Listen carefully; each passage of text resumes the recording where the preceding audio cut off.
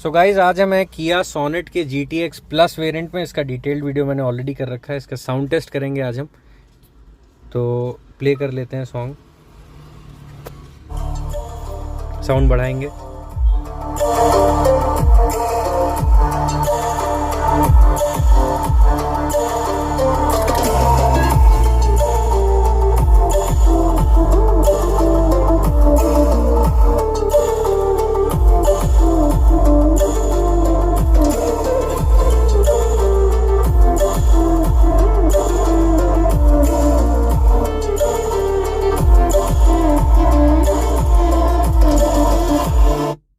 तो ये था साउंड टेस्ट, और कुछ इस तरीके के वीडियोस और आगे देखने के लिए आप इस वीडियो को लाइक कर सकते हैं और चैनल को सब्सक्राइब किए बिना मत जाइएगा।